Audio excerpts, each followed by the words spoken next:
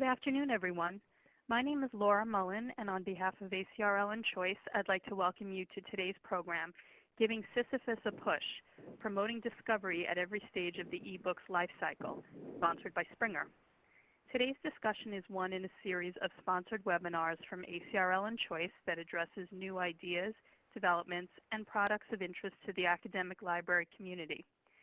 Free to users, these structured 60-minute live presentations provide the opportunity for interactive discussions of important new issues and developments in academic librarianship by librarians, vendors, authors, and other interested stakeholders. Before we get started, I'd like to point out a few features of the webinar software. In the main area of the screen, you can follow along with the presentation materials.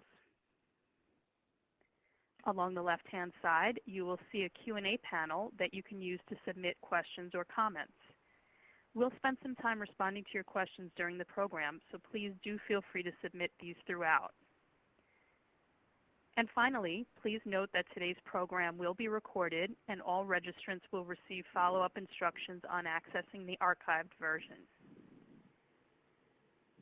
Our featured speakers today are Jennifer Kemp, Nick Phillipson, and Elise Sassoon. And here to introduce them is Christy Showers, who serves as Product Marketing Manager, Americas at Springer. Christy? Thanks, Laura. And again, welcome everyone. We're excited to have all of you with us today to discuss promoting discovery through the eBooks lifecycle. To help give Sisyphus a push, we have 3 Springer authorities on eBooks from varied perspectives with us today. Jennifer Kemp, Senior Library Marketing Manager, will explore discovery from the product development perspective. Nick Phillipson, Editorial Director for Business, Economics, and Statistics, will uncover discovery in the editorial process. And Elise Sassoon, Manager of Sales Operations, will look at discovery at Springer and partnering with Discovery Services. We'd also like to hear from you and look forward to your questions during our closing Q&A session. And on that note, we're ready to get started. Over to you, Jennifer. Thanks, Christy, and welcome everyone. So as Christy mentioned, I'm Jennifer Kemp, and I'm going to start off today's session. So we're going to start today in the middle of this somewhat unusual agenda slide, talking about discovery at the ebook collection level. Then we're going to work backwards a bit to authorship and editing, and then on to our work with the Discovery Services themselves. So many of you will know the myth of Sisyphus, who was doomed to roll a boulder up a hill every day, only to have it roll back down and so on for eternity. There are probably a few roles we all have that feel somewhat like modern day equivalents of this kind of endless task that we never quite achieve or finish. So this may be a more accurate view of the agenda slide, and it seems logical to acknowledge that discovery is very much an ongoing effort. Sometimes it's one step forward, 2 steps back, but it is certainly for us very much key to each phase of the eBooks life cycle. And I should say we're very broadly defining discovery here, or at least in this section of the talk, so not just about the discovery services themselves. So I'm going to give you just a brief overview of Springer eBooks, just to give you a sense of the scope that we're talking about in terms of ensuring that the content is discoverable. We have a great deal of content on our Springer Link platform, which goes back nearly 20 years now. It is mostly books and journals, including archives of both. The increase in the amount of content over time means that we've had to put really a great deal of resources into discovery and the metadata that supports it. We now have nearly 180,000 ebooks online in very broad and deep subject collections. This slide gives you just a sense of the proportion among the disciplines referred to as an STM publisher, which we very much are, but we do have a lot of titles in the humanities, social sciences, and law.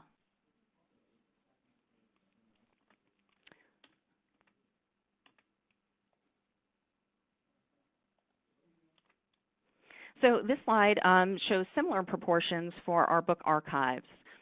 For this project, we added 110,000 titles in English and in German. What you see here are the English collections. This was across all of these subjects in a matter of just 2 years. So this required really an enormous amount of both newly created and enhanced metadata, as well as coordinating projects with discovery and digital preservation services, among others, to ensure that all the content was available and appropriately tagged. The way we sell ebooks matters to discovery as well, since vendors and partners need to correctly represent not just the titles and the subjects that we have, but also the packages in which they're sold. So for example, each title exists only in one subject collection, but occasionally, human error always being possible, a title might move collections. Now, these moves don't affect customer access, but of course they do require updates to our metadata, and these changes need to propagate to various internal and external systems. Another factor in the scope of our efforts towards discovery is the very global nature of our readership. There are myriad systems and workflows in this very large and distributed group of customers that is something that we need to address on our end to make the content discoverable. You may be interested to know that library websites make up a significant proportion of our web traffic. And this number has varied somewhat over time, and we use the term library website. That's sort of a catch-all, and it may be somewhat artificially low because of how traffic moves from discovery services. One of the other numbers that has also changed here a bit over time is abstracting and indexing, which has actually gone up recently. Another profile that may be of interest are just the very broad types of readers that we have on SpringerLink. We tend to think of this content as very research-oriented by and large, but actually the single largest category of users that we have are non-doctoral students. And then finally, a breakdown of traffic that cuts a bit across some of these categories highlights some of the many factors to be considered when structuring metadata and workflows to best meet the needs of users on SpringerLink itself, as well as the systems that serve readers and libraries. So at this point, I do want to go back and focus on the discovery services themselves. We have a poll question for you, and we want you to tell us services, if you have one, takes more time or less time, or if it's just about right, then you think it should. So we'll take a minute and wait for those poll answers to come in.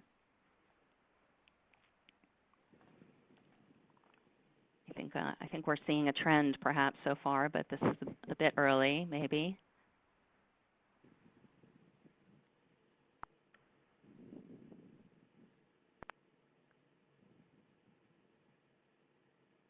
Okay, well, there are definitely some people that think it's about right. There are definitely some that think it is, maybe it's a Herculean task, but certainly one that is taking up a lot of the time for some of you.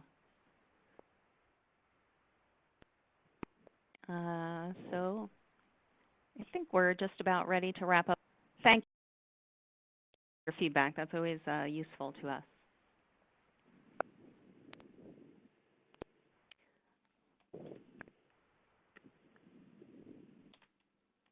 Sorry. Okay, so I'm going to actually start to wrap up my part of the talk with just a few more slides that I'll go through quickly, just to give you a little bit more of an idea of discovery from the product point of view. So a few reasons why discovery is so important to us here. Perpetual access, which is how we sell our collections, means that for us, ensuring discoverability is very much a long-term investment. We want the content to be used. We allow for use in course packs. We want libraries to use Marc Records from any source because, as you saw in a previous slide, we know that we get a lot of traffic from your library catalogs and discovery services. We participate in many digital preservation services, and they must be able to ingest the content and accurately represent it in order for them to be useful and to fulfill their services. So beyond just Marc Records, we have a page that we refer to as the downloader, springer.com/Marc, and we do provide Marc Records for all of our titles. But we have a number of other lists and features that make finding relevant records and metadata easy for librarians who may want to do some collection analyses. Perhaps it's by type, by copyright year, across collections, as is available in our subject collections, our subject classifications, excuse me. So here, an example of what you see when you download one of these ebook title lists. It'll show you the product type, the edition, and a number of other metadata elements, essentially a Marc record in spreadsheet format. We also have a somewhat recent text and data mining policy that may be of interest. It may not be pertinent to discovery systems themselves, but it's certainly one kind of broadly defined discovery. And so one way that we who are not subject experts, like our forthcoming speaker, those of us who work with very large collections, like the product managers, we look at the collections at the collection level, and we don't often look at individual titles, at least not in great numbers. But if we are looking for examples for a session like this, or we are doing analysis of various kinds, we will look at something like sales of individual titles, so print or electronic, sales to the researchers themselves. And these are just two examples from our book archives, and these are the sorts of things that are not really likely to surface, at least without looking for them and knowing that we're looking for something that is well used among our readers. So finally, for my part, just a reminder that we have a great account development team that is available to our clients for things like discovery audits. Is Springer content easy to find in your catalogs and discovery services? Things like that. And whether we call it marketing or outreach, we most definitely want to ensure that the content that libraries invest in reflects the importance of libraries at your institutions, and we very much welcome discussions about how we can help with that. So please do reach out to us. So thank you for your time. I will now turn things over to Nick Phillipson, who is one of our editorial directors here. Terrific. Thanks, Jennifer. And I hope everybody can hear me. I'm coming to you from a hotel room in Denver where I'm at a conference, and multitasking here. I think this is working now. So anyway, it's a great pleasure for me to have a chance to talk with you a little bit today about another part of the whole process, and that's to talk a bit about the very front end of the product development process in editorial and give you some insights into how we go about doing our daily business as editors. And a lot of this is about discovery in a very general sense, but more and more we're really starting to build elements of discovery, especially relating to management of metadata, very early in the publishing life cycle. I'll talk today almost exclusively about books. We do integrate both our book and journals programs at Springer, and most of the publishing editors are involved with both types of products, but for journals we tend to be in a more strategic and managerial role, and the editors-in-chief take the responsibility for all of the content decisions. So we're really more on the front lines when it comes to books. And what I'll talk about here today also should really apply to any subject areas, although my particular areas of expertise are in the social sciences and in statistics. So one of the things I like to think about is this whole idea of the evolving role of the publisher in this whole process. It's no longer a linear process, but really very much a circular process in which we think about our authors are also our end users, and they're going back and forth essentially between these roles at all times. And the role of the publisher has evolved to one being where we work with all of the stakeholders in this whole kind of ecosystem. And there's three sort of general kinds of things I think that we offer in terms of this whole ecosystem. The first is the selection process, where our focus is constantly on ensuring quality. We serve as filterers. Of course, in the electronic era, anybody can publish anything they want on their own. They just post it up on the web. But how do we know this is good material? And so the publisher is really the one that's helping to ensure that this is high quality by having experienced editors and expert boards and series editors and rigorous review processes to make sure that the content that we're providing is of high quality. We also provide a full-service infrastructure for our authors, everything from submission and tracking systems at the front end of the process to distribution and marketing and abstracting and indexing. And then where I think things get to be a lot of fun is taking part in forums like this, where we're really working with different parts of the whole ecosystem and facilitating dialogue and mutual understanding and education. I got a lot of questions about what does an editor actually do, and the main thing, what we don't do, is copy, edit, and proofread manuscripts. I think a lot of people have the image of an editor sitting with their red pencil and marking up line by line manuscripts. This is really now the provenance of the production department. They're dealing with all of the details. We take a much broader, more strategic view of the whole process, and I'll talk a little bit more about the three key elements of this. So we're looking at the whole field. We're looking at trends in the field. We're setting general policies and thinking about the types of projects that we want to publish, and then working directly with the authors to make those happen. And we do, as I say, play many roles with our authors. Sometimes we have to cajole them. Sometimes they're very difficult to work with.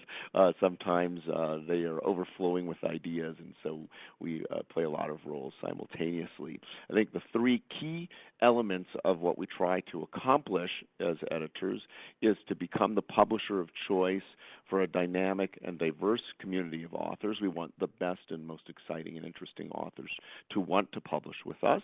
Our key responsibility to them is to make sure that we disseminate their ideas as widely as possible to a global readership, and that's, of course, where discovery becomes extremely important, and then to ensure high-quality content to all of our partners and customers. So a quick focus here on authors. Who is it that we're going after? Who is it that we're looking to discover as authors? And I think it's a combination of many things.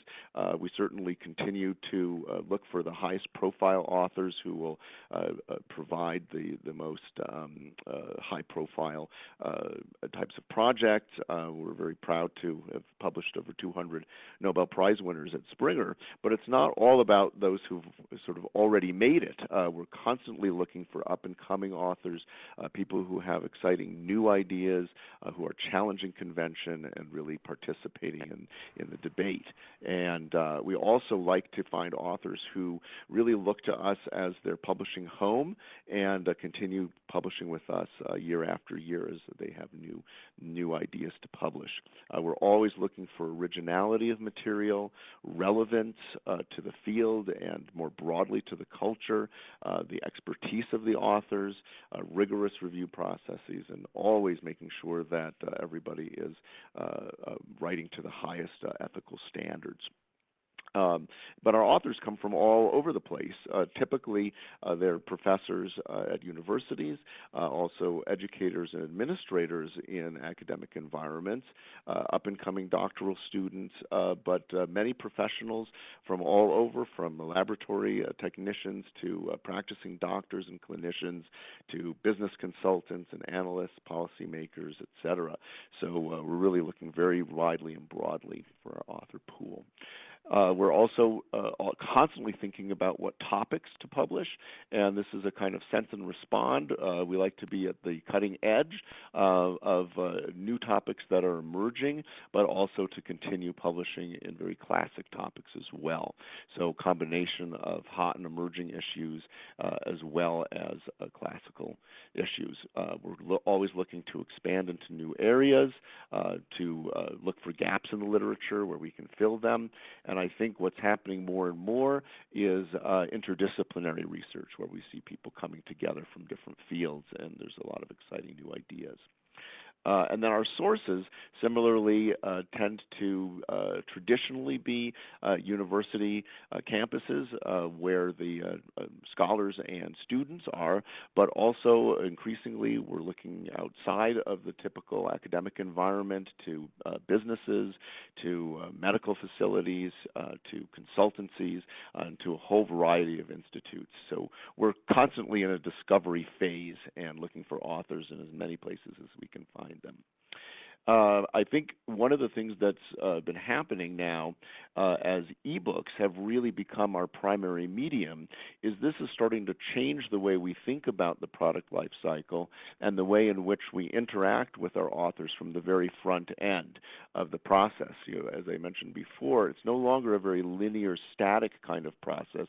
It's much more dynamic. And so we're thinking from the very beginning of how to get authors excited, for example, about being part of very large ebook databases rather than thinking just simply about their own individual book. Because of all of the technological capabilities, we're now able to publish much faster than in the past, and this, of course, is very attractive to authors to get their ideas into the marketplace, and this gives us a lot more flexibility. And I think I'll talk a little bit more in detail, but we're now working with authors very early in the process beyond the text. It's not just about providing their manuscript to us, but we have to get them to think about how people are going to discover their material. So building in certain characteristics of metadata, working with them early on to provide chapter abstracts and keywords that will help end users find their material. The electronic environment is also increasing the possibility of piracy and plagiarism. So again, this feeds into educating authors on the highest ethical standards and also being champions and supporters of them and taking this very proactive role. So here I'll talk a little bit about a little bit more about metadata. As Jennifer mentioned, we do have ebook packages. Each book that we publish needs to be assigned to one package and one package only. And especially in the interdisciplinary world, this is becoming an increasing challenge for us. We decide which package very early in the process in the editorial department, but these decisions are informed by a lot of information that we receive from other departments, including sales and marketing and our metadata management team. And we work with a very large list of product market codes, and from these we select the code that best represents the book and assign that code to the book. The main thing that we think about is not necessarily who is the author, but who is the reader.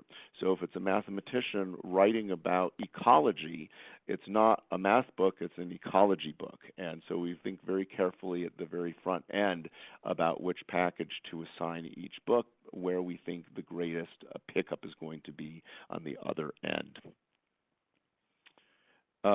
Enhancing discovery, as I mentioned, is also something we work very closely with our authors early in the process. And we actually have a handbook that we use both internally and which we share with our authors to help guide them toward writing good abstracts, selecting good keywords that we are actually now employing at the chapter level, just as we do in articles at the DOI level, which greatly facilitates search and discovery.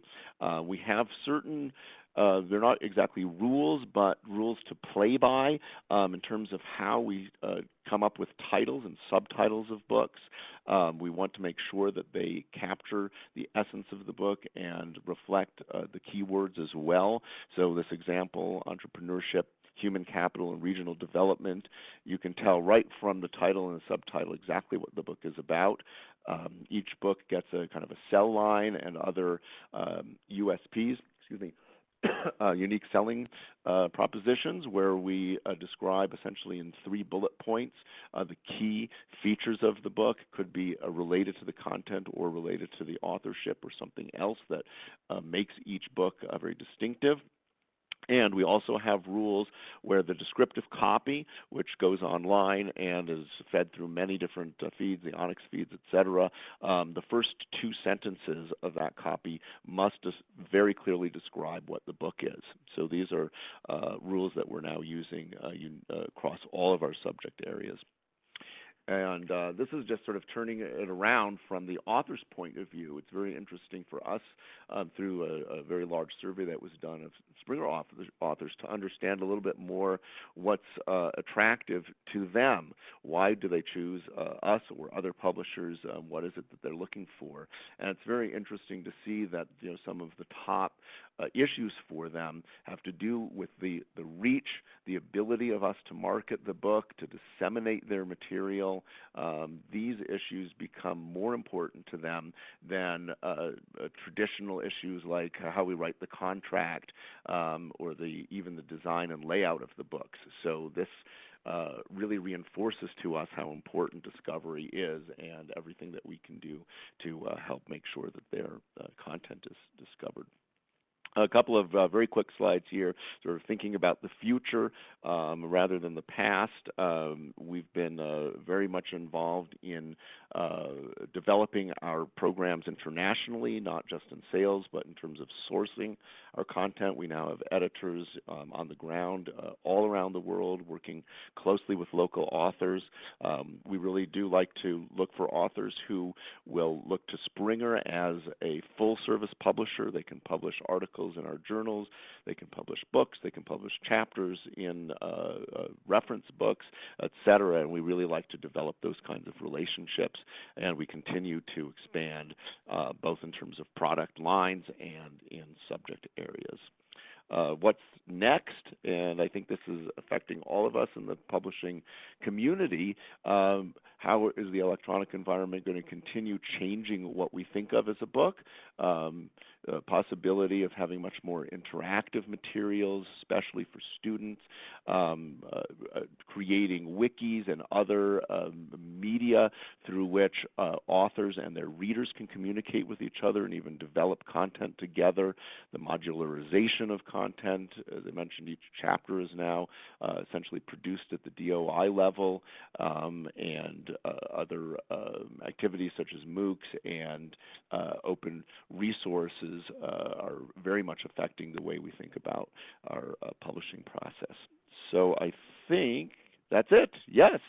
And I hope that this has provided some interesting insights. We're very eager for your questions and input, and I will send it over to Elise. Hi, everyone. So let me move to my slide. Yay. So I'm Elise Sassone. I am a sales operations manager at Springer. But in addition to that, I also work as the Discovery Services Liaison. So this is just a little background on the position. It was created about 2 years ago. And what I mainly do with it is I try to work with our vendors, so all the different discovery services and link resolver services, to stay informed and to troubleshoot any issues they may be having with Springer content. I also sometimes work with customers and help point them in the right direction when it comes to finding our content on these services. Really trying to understand what discovery services need from publishers and need specifically from Springer, and also what libraries and our customers are expecting all the way at the end, to make sure that our content is, of course, as discoverable as possible.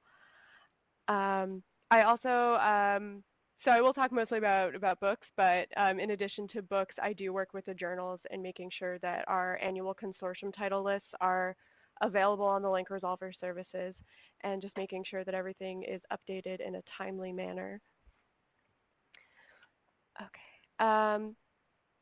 We did this, I like this little question.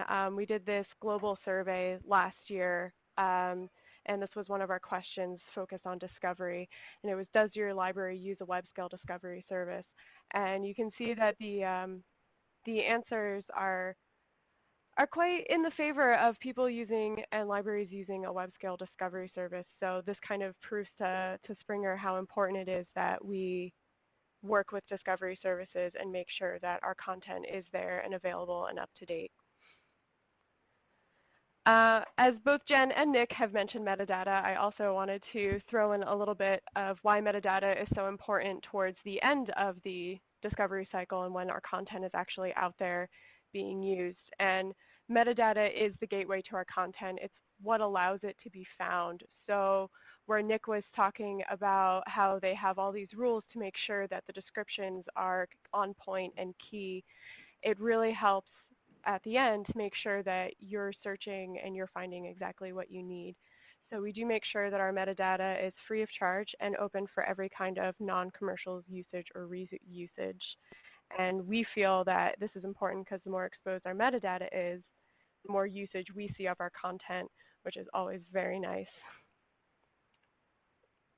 This is my nice looking graphic that I've taken from another colleague about the information food chain. So you can see how it moves along from the data provider to an information provider and then onto our end users, our customers, and their own patrons. So to give you a little background on what we actually do with discovery services, so we do send full text XML to all of the discovery services, the three major players I have pictured here, and then also some other ones as needed. And it is all of our content. So it's full text, all of our content, and then we can set up these feeds with the discovery services as often as they would like. So that could be daily, weekly, monthly feeds of our data, so they can be as up to date as possible. And then in turn, they're going to take this full text and use it for indexing and loading chapter and article level bibliographic information. So hopefully, if you are using one of these web scale discovery services, you will be able to find our content nicely. And then next, so of course when you work with discovery services, you also partner with link resolvers, and I know now I have OCLC pictured here.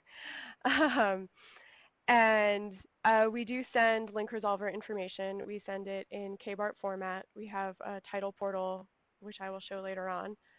It's open URL and DOI URL for title level ebooks and journals, and we have it structured in our collection sets and then also the consortia specific title lists. So where Jen and Nick were talking about with ebooks are different subject collections. So you will find that we do provide the link resolver lists with all of our different subject collection sets and by copyright year for both our contemporary ebook collections and the Springer Book Archive. So we try to make it so that you can really choose exactly what content it is that you've purchased. So this is how do they receive our data. So like I said, we do have a SpringerLink KBART title portal. It shows all of our sellable packages based on the KBART Phase 2 recommendations, and we did make sure that all of our link resolver services that we work with are aware of this site.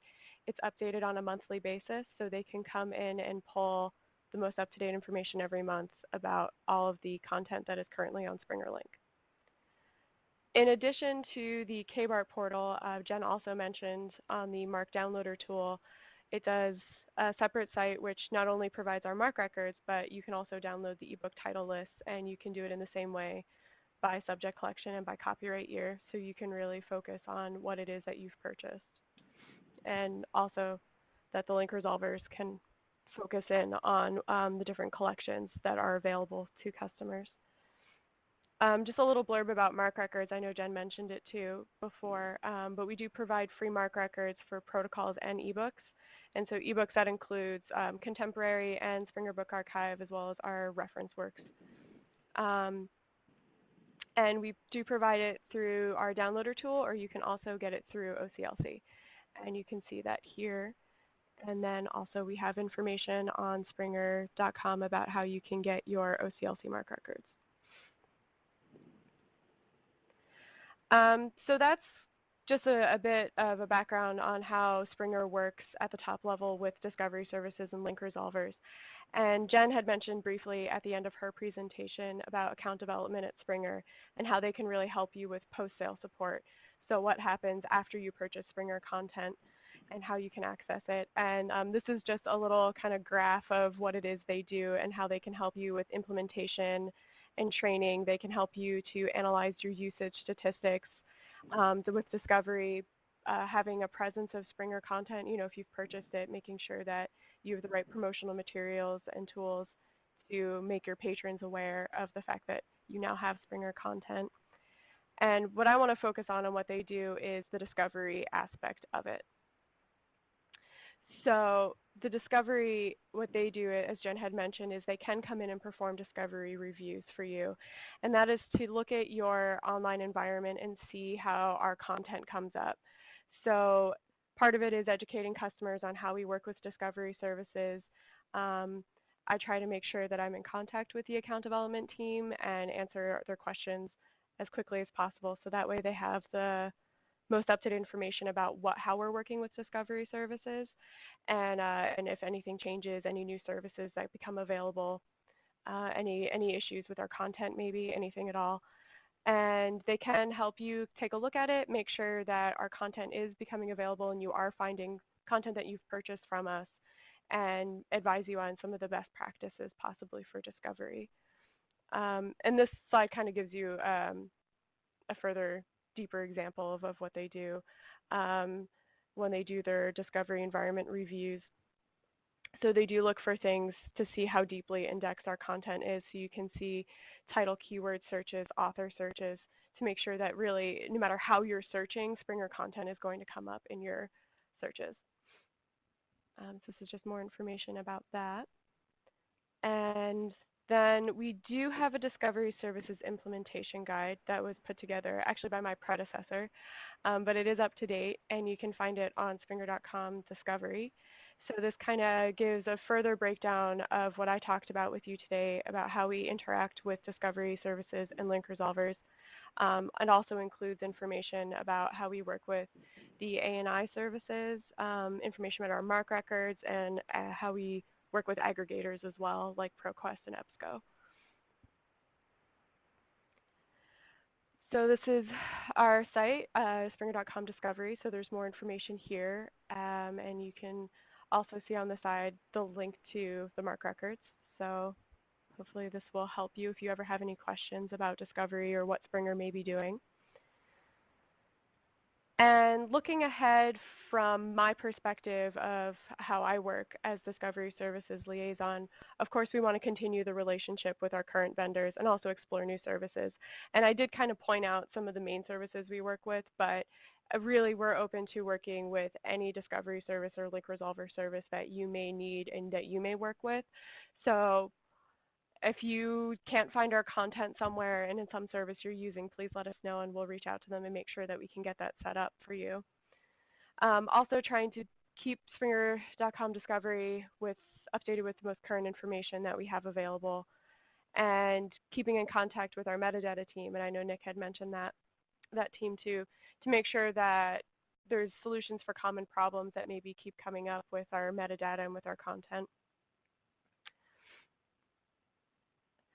And that's all I had for you. So I think now we're going to try and answer some of these questions that have been coming up. Great.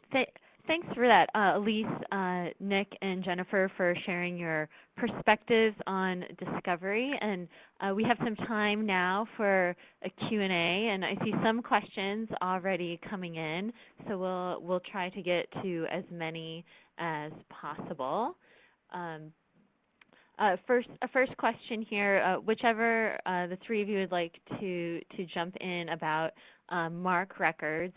Do we send our Marc Records to serial solutions so we can load them with the rest of our packages?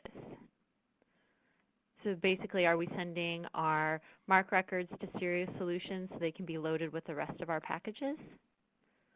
I guess this one's for me.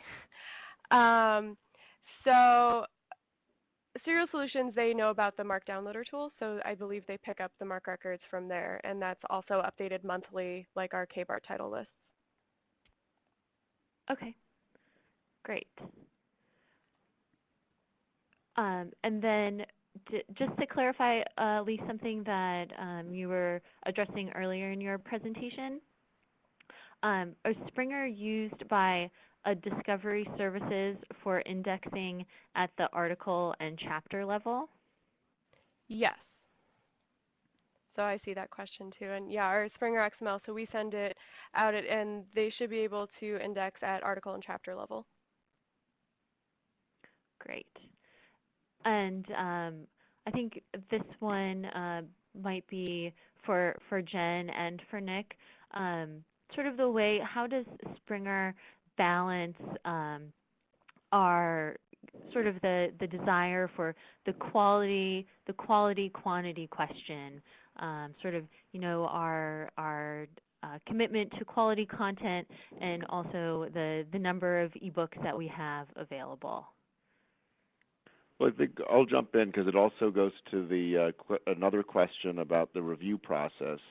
And I think it's, for us, quality is always the top.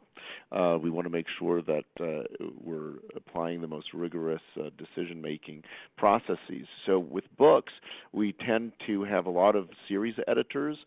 These are experts in the field, top people in their field, and we work closely with them.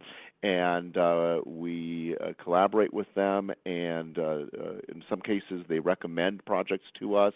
In other cases, projects come to us and we send to them for review.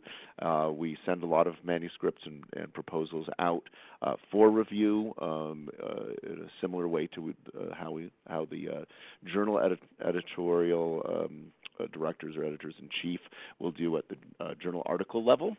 So we're constantly making sure that the quality is high. Also internally, I think we're very proud to say that many of our publishing editors have academic backgrounds in their fields of expertise, and so we're constantly honing those skills and that knowledge. I'm at a conference right now and marketing research, for example, and spending time going to sessions and meeting with a lot of people who are at the cutting edge of the field. So we try to keep up on all of the trends in the field too, so that we have very good sense and response systems in place. And so we're always committed to quality. We want to make sure that the quantity is basically a lot of good stuff and not a lot of crap. A very honest answer. A lot of good stuff and not a lot of crap. That's we appreciate that, Nick. I think that's what it comes down to. But having very, very high academic standards. A question here. Maybe Jen can address this one a bit. Are Springer protocols treated like eBooks, or are there differences? Because they are available on Springer Link. Sure, yeah. So they are available on Springer Link. They're also available on Springer protocols on a separate site.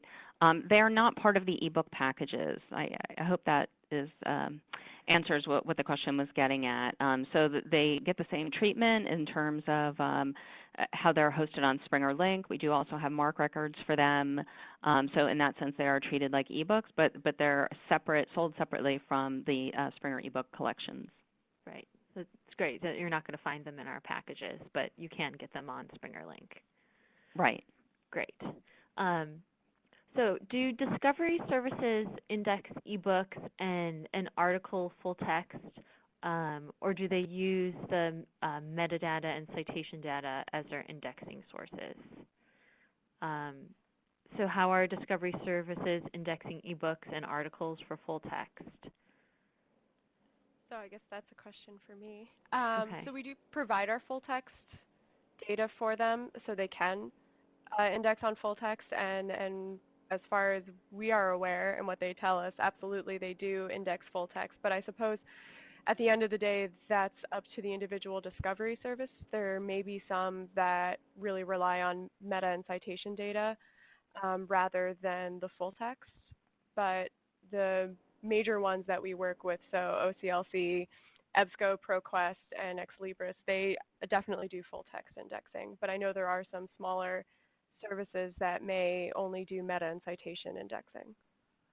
Okay, so the major ones are doing the full text indexing, but it's not across the board that all services are. Yeah, because I think it depends upon what type of discovery service it is. So there are some that really are only citation services, but there are some that, like the web scale discovery, where they are looking at full text and indexing very deeply. Okay, great. And just to go back to the Springer protocols question, because there was some follow-up here, and we want to make sure that we get to it. It was in relation to the metadata and discovery that's available for it. So as the same as with eBooks, we do send full text, and for the output for discovery, as Jen said, so our Springer protocols are sold in separate collections. So we do provide that data separately. So there are separate ebook title lists and separate Springer protocols title lists. If that answers that question.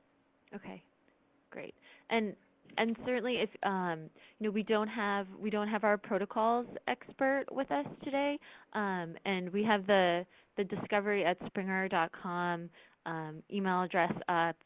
You can reach out to us there or at libraryrelations@springer.com, and we can definitely get you in touch with our protocols expert if you don't feel like we're able to fully answer your question, because we definitely would like to.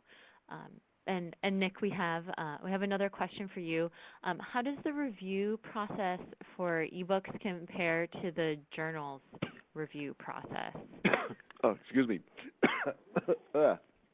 So for journals, the editor-in-chief is really the king or queen of the castle, and they ultimately make every decision about which articles to publish. The journals will very clearly indicate their review policies.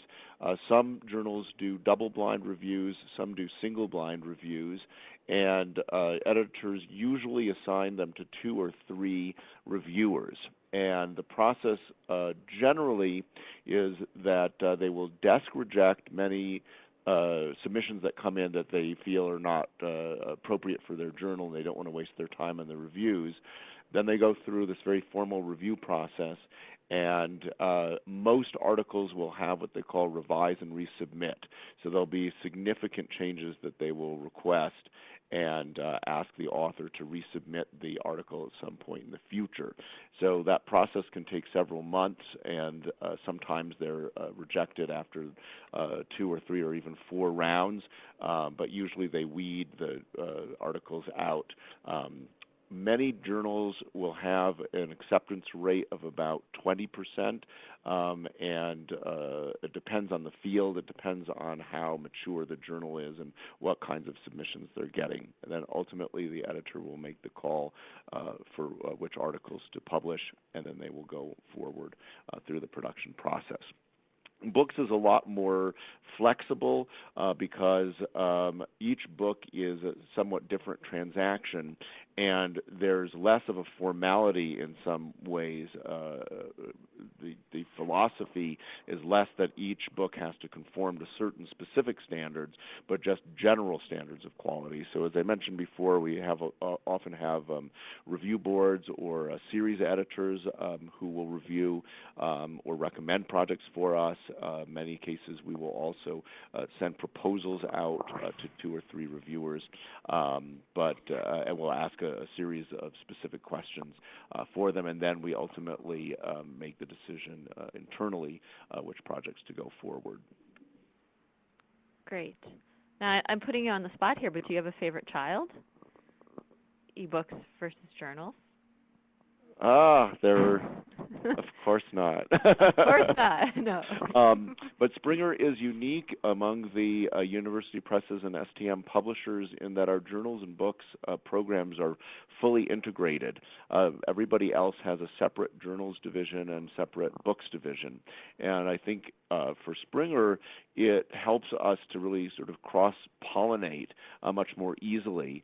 In fact, at the conference I'm at right now, there's a Taylor and Francis sort of a display table for journals and a Taylor and Francis display table for books. And they sent two different editors, and they're not, they know each other, but they're based in different cities, and they have two separate presentations that they're making, whereas our table has both books and journals all mixed up together.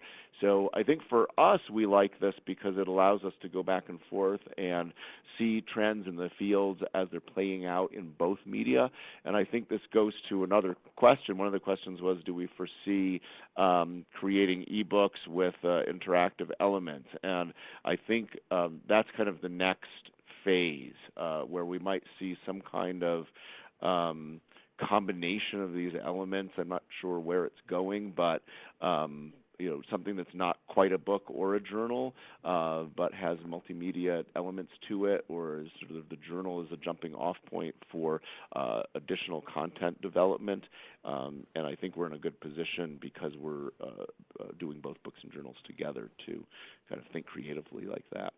Yeah, keeping them close together. And that's a great lead into a next question here.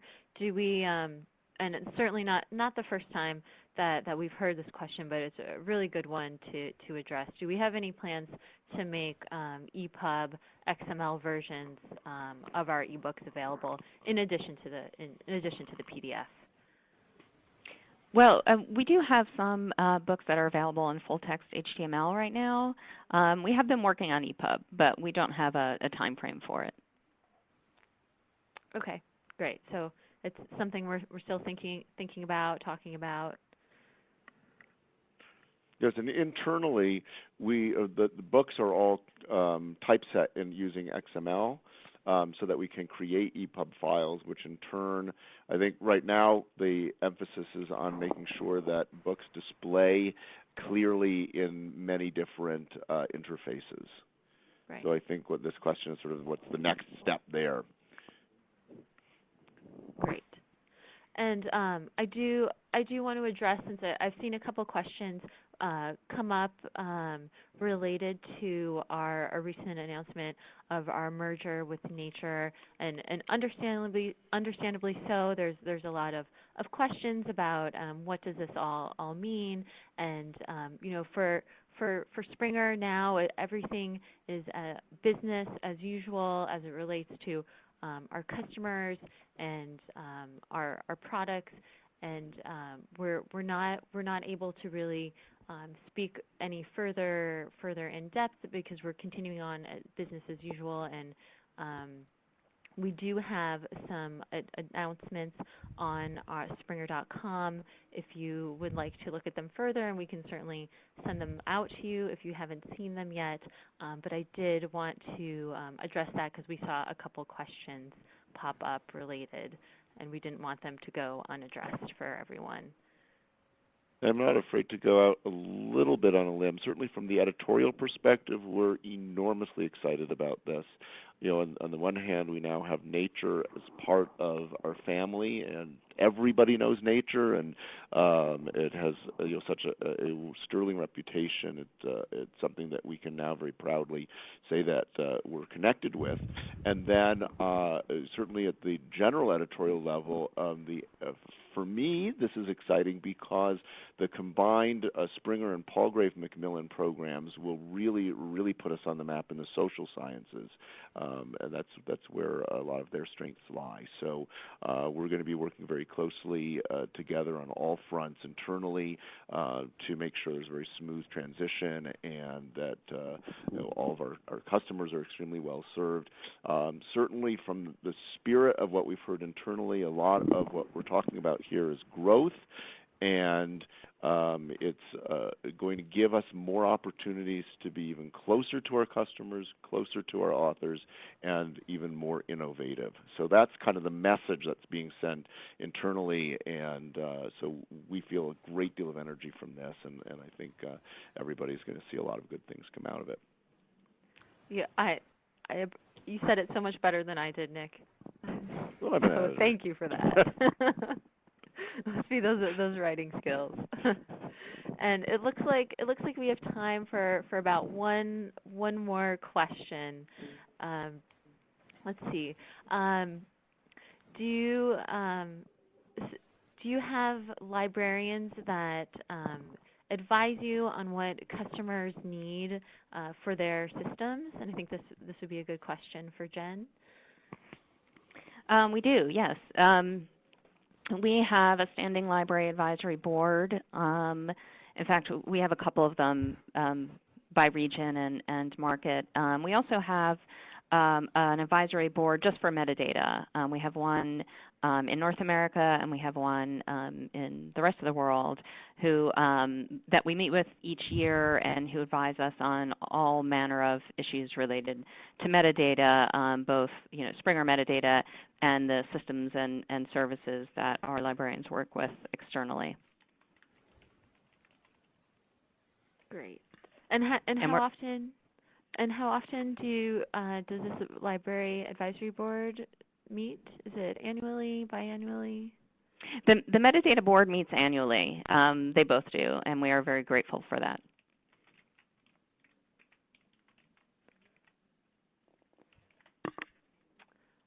Excellent. So you get a lot of insider feedback and... We do, yeah. I mean, some of it gets to be a very technical discussion, which, as a librarian myself, I appreciate.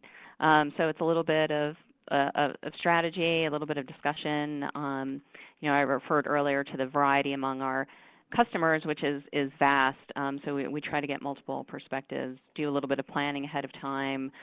So something like BibFrame, for example, we try to get ahead of changes in metadata and related services, start testing out some changes on our end, and then meet again to review them. It's a bit of an iterative process, but we will also take advantage of the group. If we have questions that come up in the interim, we will reach out to those very patient and willing customers of ours to just speak with us on the phone or answer a quick email about something. It's great to have an ongoing collaborative process like that. It is. And with that note, I think we've come up to time. So I want to thank everyone for such a great discussion and having submitted so many great questions to us. And again, if you didn't have a chance to have all your questions answered, or if you think of some other ones, please feel free to reach out to us at discovery@springer.com with any additional questions. And at this time, I'm going to turn things back over to Laura. Great. Thanks, Christy, and thanks to Jennifer, Nick, and Elise. I'd like to give you all a virtual round of applause for spending some time with us today and sharing some really great info. We appreciate all of your insights. Just a reminder, we have recorded today's program, so be on the lookout for a follow-up email from ACRL and Choice that will include instructions on accessing the archived version. Thanks again.